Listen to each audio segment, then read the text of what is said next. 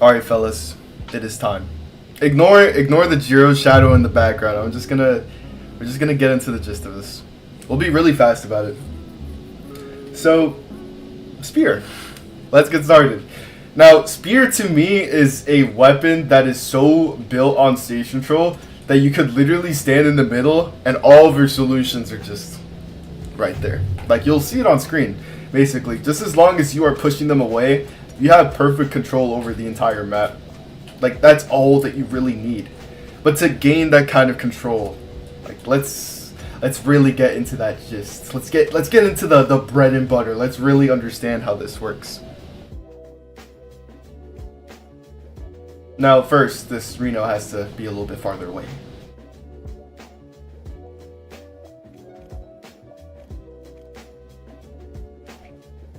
Alright.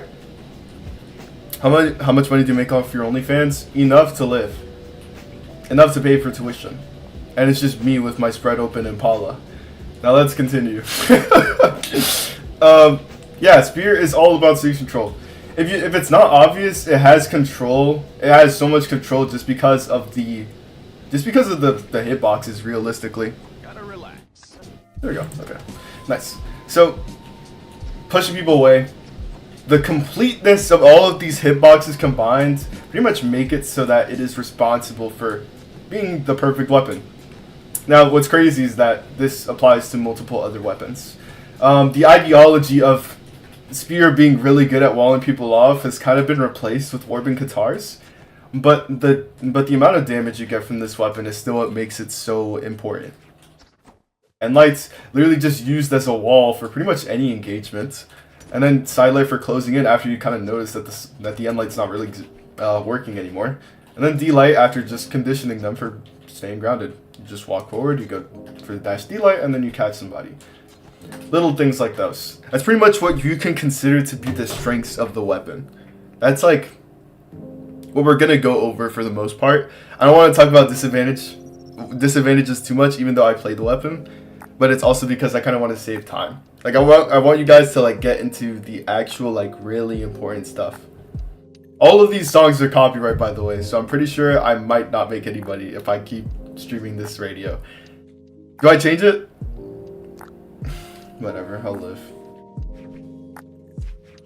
Now, with that in mind, it's also really important to know when engagements are your turn. So let's say this Reno is in a range where like they're really close, and any attack from them pretty much connects that much closer to you. So like, let's assume we're playing Reno. He's giving the blasters, and he's just constantly spacing you out with Sidelight. Like, literally any attack connects here. There's nothing that he can't hit on you, basically. Okay, fine. We're in this range, and let's remember that it's either person's turn. Like, we're in neutral. Nobody actually has any like form of stage control just yet. So what do? Well, if the guy makes the early engagement here, then it's our turn to kind of just be out of here and go into dash range instead. Or if they go to dash into us, at that point it's no longer an engagement or an early engagement.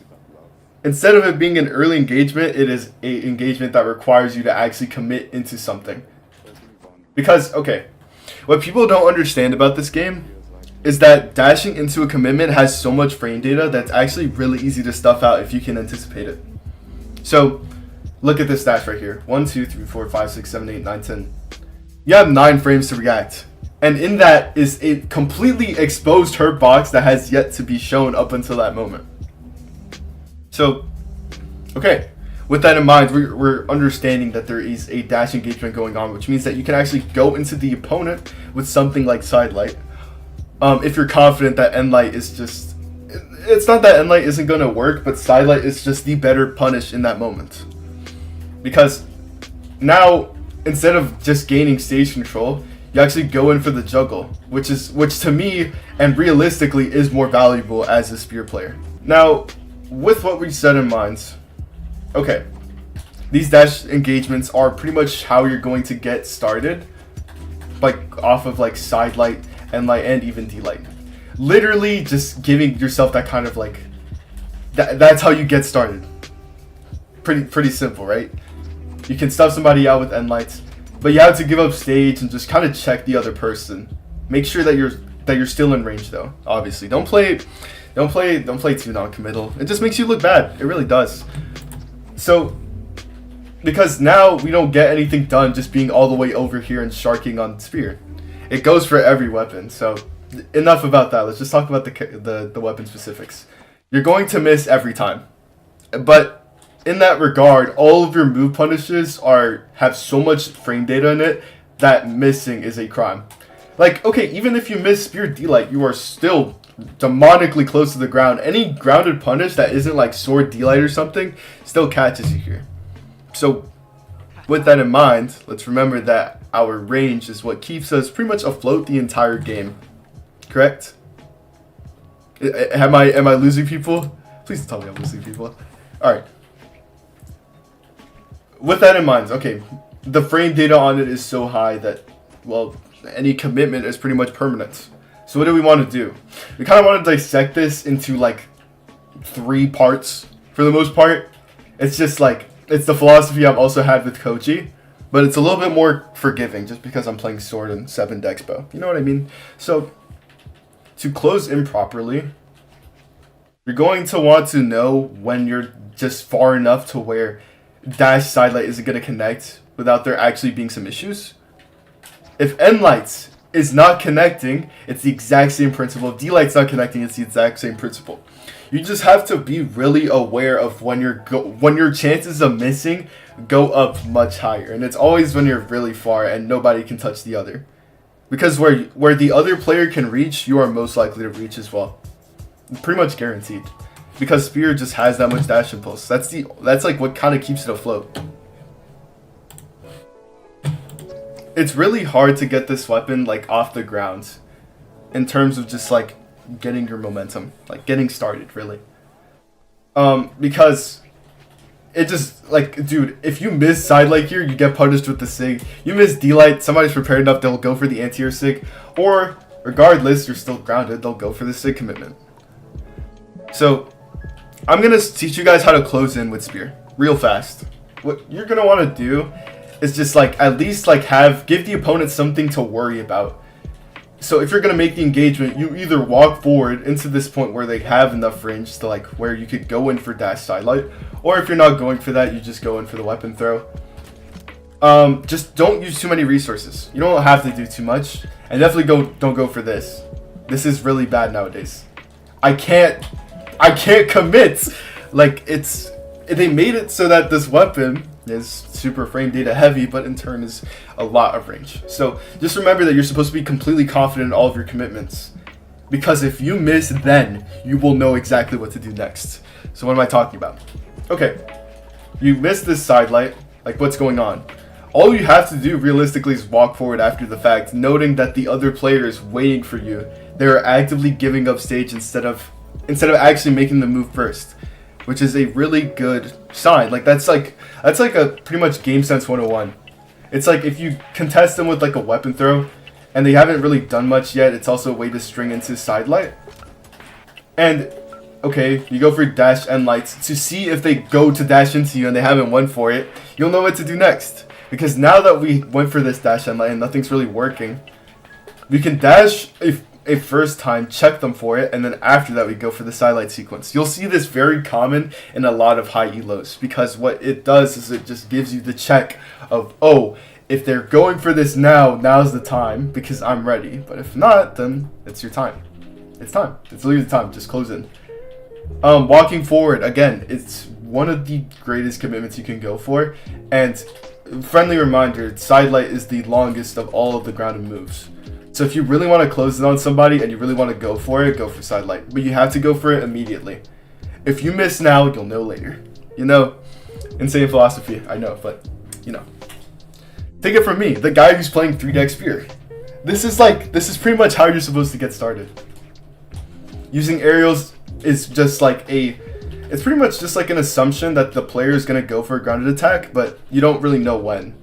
So if you're landing and they get close enough, like let's say they're like getting ready for this juggle, but they're waiting for you to use all of your options or something, then go for an aerial. You hit them with Sair, pretty much. if you missed this Sair by any means, this is your chance, because now you know that once you're in the air, they're waiting for you.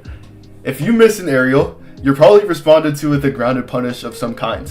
Maybe D-Light recovery on sword or D-Light recovery on blasters. Just like in any shape or form, this pretty much like this gets scary fast. So how do we solve this? Okay, you jump in the air. You kind of start to notice that they're not really committing or anything. Like these early aerials are not going to connect pretty much no matter what. So what do? We go to the ground, we land forward, and then we go for a forward grounded engagement. And what that'll do is it'll just pretty much help you in neutral, because now instead of having to go for this super long committal Sair, you'll know that it's actually your turn after the fact that you go on the ground, because now they're giving up a certain level of stage for you to miss again, which is pretty much the entire game plan against every spear player. Literally have it so that they miss, because every move punish is permanent. Every move punish is pretty much the standard of how you're supposed to play into a spear player. So that's like what we're focused on, just like how to get started. When we're missing this Sair, it literally just means that it's your turn.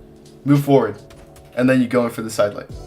So if you move forward and go for the Sidelight, you'll probably string it to Sair, and then that's just like how you get started with your damage. Again, our whole entire thing is just like getting as close as we can. Now, if we land into this guy and we're like constantly going for the Sair, and now they're just going to us at that point, or actually they give up even more stage. Like let's say, since as we're like getting juggled upon and we go for this commitment, we miss it every time. We get like D-Light recovered. Okay, keep going for the Sair. Just keep the options available. That's like a really big rule for spear, because what I'll find people in certain elos do, and a lot of my coaches also do this, they'll know about certain options and they'll use them more, but the whole time it's just completely subjective to the opponent playing. If they adapt, that's on them, but like if they adapt and you're still like completely fixated on certain moves being better than others, then you're going to fail. It's literally just about who you're fighting against in that moment. Some people go in for these super aggressive like landing engagement. At that point, you just go in for the nair. Some people just like to wait. Some people just like to hesitate before they go in.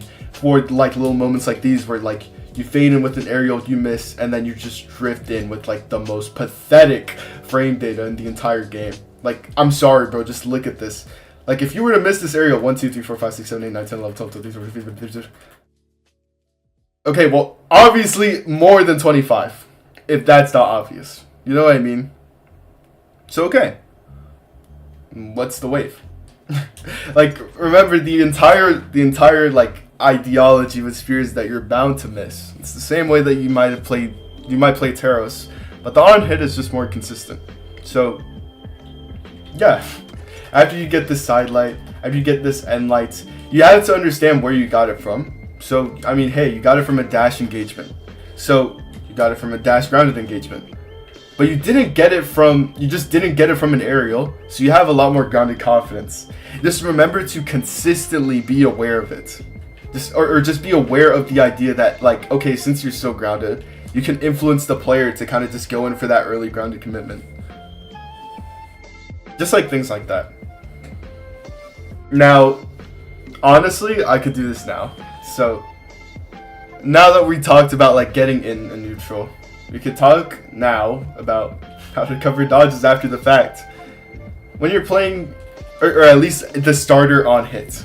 So, let's say, hang on, the highs on this beat are kind of mid. Alright, cool. Hello, Mr. Felloff. Hello, Himothy.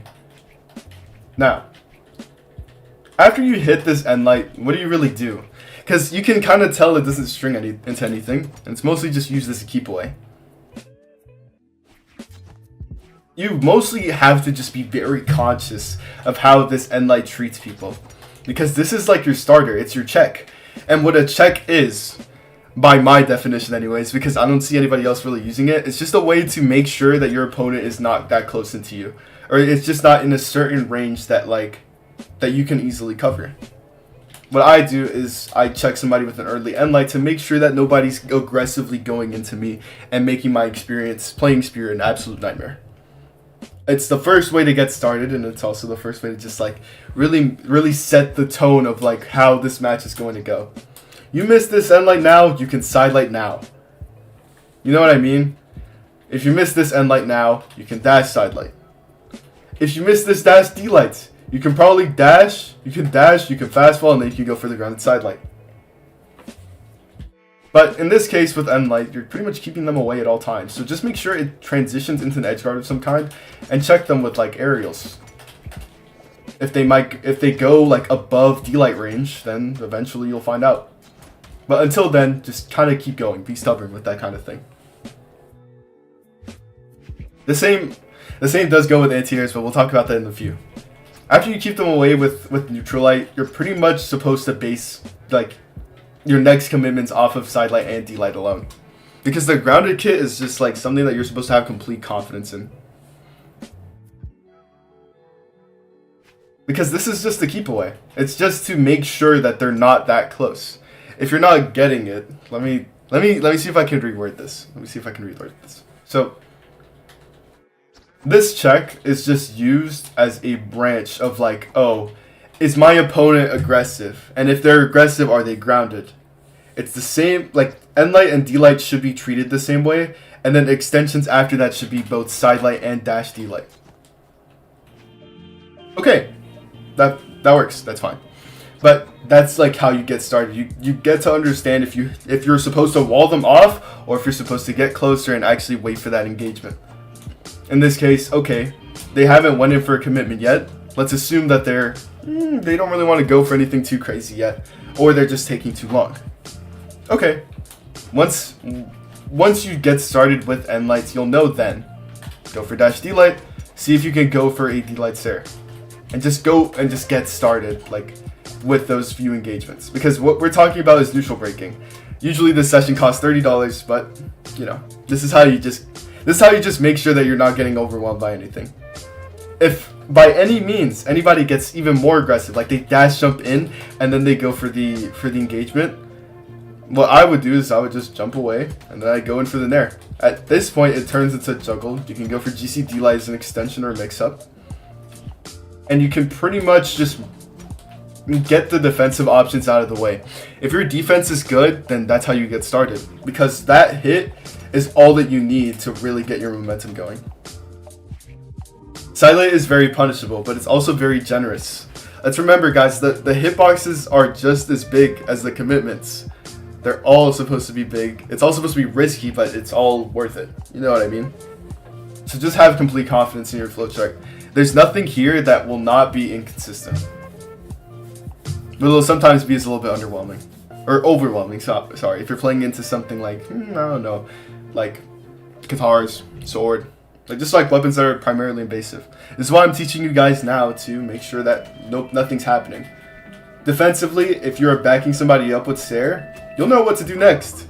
Let's remember that once you defensively go for a move, it is your advantage state. Because if you go for this end light, look at how far he is from the stage. Okay, cool. Like this is how we get started. So if you go in for this side light, cool. You're putting them in frames where they are forced to D-light, or they're forced to dodge, because if they don't, they get D-lighted. If they do, they get naired, and if they wake up, they get D-lighted. So we can lock them in this. We can lock them in like this advantage state. That's what advantage state is. And if you defensively hit them with the Sair and they do nothing, you can hit them with the sidelight and just continue your momentum. Which is what we're about to get into, because we just pretty much covered like the layer, like the first layer of like neutral breaking. Okay, cool. This is the sauce that I use to kind of just be more consistent with Spear and put myself at the top, like, pretty fast too. Give me 1 second while I get it organized. Now, there's end lights, and if it's not obvious the dodge reactions on them, like you won't really be really good with them. End light is just, it's not something that people dodge on hit stun, but it's because they can dash away. So let me show you real fast. Down right. Like this right here. it takes a lot to actually go in for that commitment. And given this only works at this health, a little bit higher and they're pretty much gone for good. Because Nlight has the same keep away options that Axe and Sword have, where it's like, yes, it is a good light attack, but after a while it kind of starts to wear off and you're gonna have to use Nlight a little bit less in turn for more committal options. So, okay. Instead of it being Nlights, let's focus less on Nlight, because Sair Nlight isn't true. So it's not possible for us. It's not possible for Kaya anyways. Of course it is for higher dex legends, but we don't really have that kind of... We just don't have that dex. We really don't. Okay. Nlights, they're constantly away, but let's remember how much stage that we got as a result. Literally just this. You know what I mean? So, until then, it is just the keep away option. Do not consider it as a dodge read, unless it's at 0. Until then, you can probably do whatever you want, but just remember how much harder it is, because after they let go and they're in this range, it takes so much time to actually... Sorry. It takes a lot of time to actually commit, and all of the reads are super niche. Is Bring good? She's aight. Okay. Anyways, so what are the actual reads that you're supposed to be focused on? The one and only is Sidelight, and I'm gonna teach you guys exactly how it works real fast. So, Sidelight Nair is like responsible for all of my engagements. Bro, stop. Sidelight Nair is responsible for all of my engagements on my channel. Like literally any spear like engagement of any kind is pretty much like done with Sidelight. Like this is like how I have, you know, all my reads. Like literally as soon as I break neutral, this is my advantage state. So when we're talking about my the neutral dodge, Sidelight walk forward Nair. That's literally just as simple as it is. It is responsible for every up and in engagement, as well as spot dodge if you delay it hard enough. Which is cool. Like that's pretty much how we're gonna get started. So if you go for the up dodge on Sidelight, all you have to do is walk forward and go for the Nair. Now while it is a little bit inconsistent nowadays due to the nerfs that they applied on Spear Nair, it is like pretty much still the same threat. You know what I mean? All you have to do is walk forward and go for the Nair. And the reason why this is important is because after this, you can pretty much string into Sair or Recovery, and that's how you just get your opening momentum. Okay. This also works for not down. Sorry. For any in engagement, walk forward Nair, and look, it just catches. Down in, it catches. It's simple. It's simple. It really is. Up in, it catches. This is pretty much a much more consistent version of Ethan's like slightly outdated dash reverse D-Light. Okay, cool. And then for any away dodge, it's essentially the exact same thing. This time you go for chase dodge up away, and go in for them there. And what that'll do is it'll pretty much get rid of any like aggressive engagement or like slightly committal engagement done towards you. But for down, you just have to go in for chase dodge there. Sometimes it does get a little bit niche. This is why I stopped playing Spear after a while, because they started shaving the Nair hitbox a little bit more, but it is still like the same beast in a way, where it's like coverage is pretty much guaranteed if you do it correctly. Sidelight, chase dodge, Nair. I am a little bit inconsistent on it because I haven't picked up the weapon in like a while, but yeah, it's the exact same thing. And this is for up away, guys. This is like for the most non-committal like dodge you can possibly go for, which is huge. After Sidelight, try to react or catch a dodge if you're certain that your opponents go to dodge the way you predict. I'm almost okay with that, but the thing is, Spear doesn't need to go for that huge like niche read. Unless you really need to go for it. In this case, I'm going to teach you guys a little secret. Watch. So, you guys know how Sidelight D-Light on Spear works, dash reverse? Now, notice how if I try to go for that version on away, I'll explain this one. So, for a really long time, a lot of players didn't know that there was like this certain hitbox. The one that you're seeing right now that sticks out a little bit under. Like, it'll be a little bit higher than, or sorry, the hitbox after that is just a little bit lower than this hitbox right here. And what you want to do is catch it with the higher hitbox, which I didn't know for a long time was like the method used to like even catch this in the first place, because other than that, it's demonically inconsistent. So all you have to do is go for the walk forward D-light. This is the extremely hard timing, but it's worth it. I would say if you can go for it, it is super worth it. It's really hard to go for it. It's really hard to go for. I'm being honest, it is really hard to go for. Like, if you were to go for this, bro, good luck. But let's just say, bro, like, if you're in a last stock scenario and you really need to go for this commitment, then by all means, because it's going to work.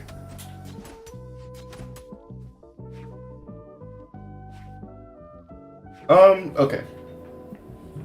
That's like just like a niche combo that you guys just have around.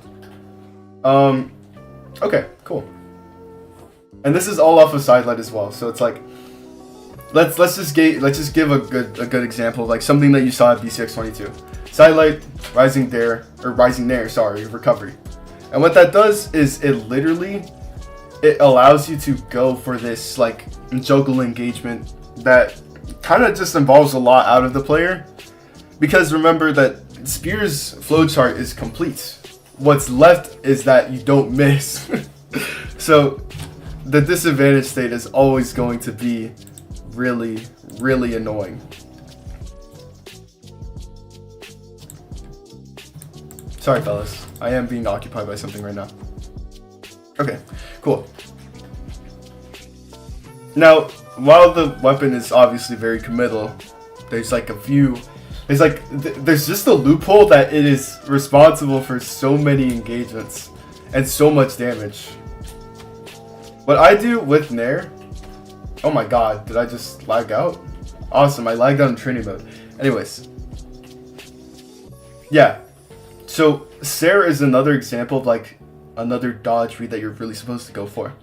So if you want to read the away version of it, you Sair and then you go for chase dodge up away Nair.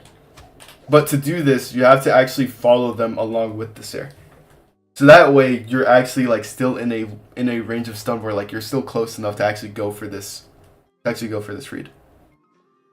Okay, cool. Same goes here. You go for the Sair, you follow them, and then you go for the chase dodge up there. Now the thing is, this timing is really cheeky for anybody who is a beginner to Brawlhalla, but this is something important that you guys are supposed to learn. 10,000%. Because, okay, like, notice, my stun frames are pretty much ready, and they're waiting for my next engagement. And only up until, like, 3 frames later do I go for it. There's a certain window where you're allowed to just kind of wait, or save your chase dodge until later. And the reason why I'm saying this now, of course, is so that you guys understand like how actually reading other dodges works. You just you Sair, you follow them, and then you delay your chase dodge Nair. And this applies for every read that you're gonna go for here. Notice I make an entire step before I go for this, and after you go in for this chase dodge, you immediately go into chase dodge Nair. Like the Nair is immediate. There's no delay here. All you have to do is walk forward and go for it. And the reason why I say this now is because, sorry, the only reason why I say this now is so that you guys know how to make your reads more consistent. This is an especially important way of how to do it. Now, if you don't want to go for that and you want to go for something more committal, you can go for rising or falling Sair into jump chase dodge Nair. Either way works, but you know what I mean? Like, I just go for the more consistent one because this one has a lot of drift and I don't want to get edge guarded. I just don't want to get edge guarded. You know what I mean?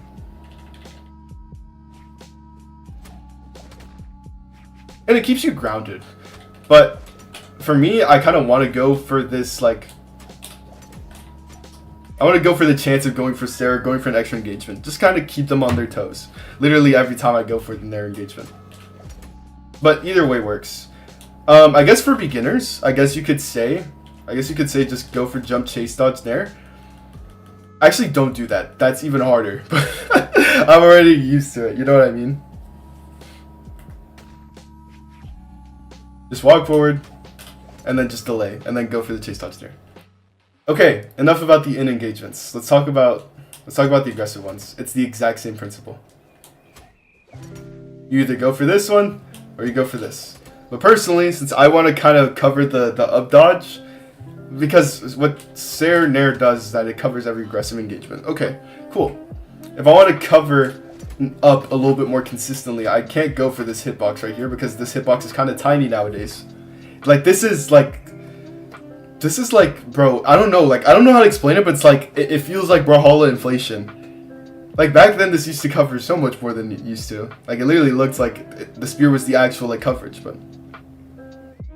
Jump chase dodge is not a beginner input, but it's better than the delay chase dodge maybe. To me anyways, because nobody actually knows how to do it properly. Oh well, whatever. What you could also do is delay, and then go for it. Again, notice, as soon as I'm in stun frames, I'm still waiting. I'm not going for this engagement until they're pretty much out of stun. It's a rhythm that you'll get used to. You'll notice it. Okay. It's another delay. If you go for this immediately, you'll probably miss it and you'll get move punished. So just be aware of that. What else? Forgot. The reason why I say this is so that if I go for jump chase dodge nair, I'm not like at risk of missing it like this. Because the nair I'm doing right now is covering every in dodge, but it just can't do it for nair. Because of, if you don't see the direction, it is kind of behind on the back hurt box because of VCX22. At this point, they gutted like the coverage that spear had, and as well as the kill power on bow. So you just kind of have to make do at this point. Okay, Sair, delay, chase dodge nair. And note again, just I have to put so much enthusiasm into this that as soon as I go for that nair, there are like, how many frames? Let me just count. I don't even notice anymore. 1, 2, 3, 4, 5, 6, 7, 8, 9. Okay, so there's an 8-frame delay into it, but it's not frame specific. It's just like I need to be able to like lock them in stun, but I can't do that if I do it too early. And by the way, guys, this works for every dex. If you're on higher dex, you might as well go for end lights. I personally don't go for it because I'm already used to low dex spear. But in this regard, go for the end light. You know what I mean? Like extra damage. You don't even have to work for this. And sorry, let me take a drink. Sip.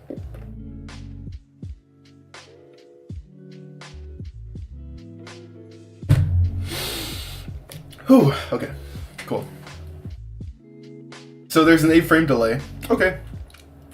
Even if you miss it just a little bit, you'll be fine. Because at this point, the only thing they could do is jump away, and they're not going to react to that. Because they're mostly more focused on their dodge. And if they were to commit for anything, it's probably not going to work anyways. And make sure to go for the forward version. Because your hurt box is like... Or sorry, the hitbox is just a bit further at the front. If they go for any aggressive engagement, there is still plenty of hitbox to go to where it's like, it still nichely covers the aggressive dodges. So if you want to cover this properly, just imagine covering up dodge at all times. And you'll pretty much get used to the idea of like, oh, getting the other aggressive dodges. So after you do this pretty much confirms completely into Sair. It's super important to understand this now, because it's just another way to get momentum. If you go for Sair here and you go for the delay, Jesus, I completely forgot. But if you go for the delay, oh, the delay dodge there, it goes the exact same way. After that, you're reading them. Like, because this locks into two things. This either goes into ground pound or it goes into Sair. There's no in between. Or dare, technically. but that's pretty much how you're getting started. That's how you get your momentum. Okay, and then for down, it's the exact same thing. If anything, this one is actually confirmed. Oh, never mind, he fast fell. Okay, even if he fast fell there, that's a jump rate. Okay, cool. And if they do fast fall, remember it is stage control. And let's remember what Sphere is. As a weapon, it cannot fail in edge guard no matter what. So that's super important. When can I put the background black? Yes, you can. Tell you guys what. I will make a announcement in my server, in my update server, about the black background, so you guys can have them too. What it does is it helps me focus because there's nothing going on. You know what I mean? And this by means is tournament legal. It just looks kind of depressing because something looks wrong about it. You know what I mean? But nothing crazy. Okay. Next, dare. When you land with this aerial, it is super committal, so it's especially important to kind of just understand where to go from here. Dare pretty much goes into nair. There's nothing specific about it, but on grounded dare there is. Like, you're supposed to be covering pretty much every like grounded engagement with this nair right here. I won't get into it too much because now I'm starting to run out of time. What else? I mean, we covered Sidelight coverage. We covered nair coverage. Let's talk about after dodges. Let's talk about the one thing that kind of keeps me sane whenever like I play Spear. Pretty much to any degree. Alright, yeah, let's do that. So, what an after dodge is, for anybody who doesn't know, after dodges are pretty much the thing that is done after you burn a dodge. And anybody does it. It's really hard to react. It's really hard to react to like after dodges in general, but it's something that people are naturally used to. So, okay. How do we respond to this? Now, that means that anybody, if you go for this Sidelight right here and you're not sure what's going to happen next, you're allowed to not commit here. But once they stop their dodge right here, they have one of two things. They can either stay grounded or they can actually go for a jump commitment. It's just as long as you're close enough. Literally. Okay, sorry, I'm like rambling too much. Okay, after this Sair, they stay grounded. You pretty much go in for this Sidelight right here. That's like how when you go for Sidelight and you read a dodge and you close in on somebody with another Sidelight, you see that's why it works at a top level. It's because it's pretty much the exact same thing. And the only time that they go for this like aggressive engagement, it's rare. It's rare. So like if you have to catch on to it, do it now. So let's assume they jump after the fact. You can go in for this juggle sequence right here. And again, it looks really easy, but to get to this point, you kind of have to you have to break neutral, which is like the part that I was just talking about earlier. Just make sure that you have that part down first. Sorry. Alright, cool. So after this Sair, what happens? You can go in for this juggle right here. Or you can just continue after they use their dodge. And pretty much immediately. On things like nair, it's the exact same thing. Do they stay grounded after this dodge? Like, could I go and recommit with the Sidelight? Or do I just go away and then I wait for a juggle? And that's just a way to kind of staying engaged with your opponent instead of just doing nothing. Okay. I think the Spear guide does stop there because I really don't want to drop too much sauce without it getting behind a price point. So I guess we can stop there. But just know, Spear is really good. I just have a really hard time using it nowadays because it's not the Spear I'm used to. You know what I mean? I don't think the character's bad. I'm just like, this is not me anymore. It's just fine.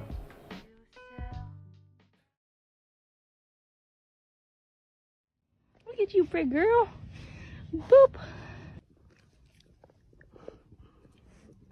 Got your tooth. Boop. Boop.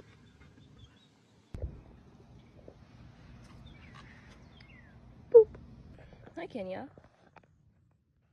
Here, boop, you. Boop.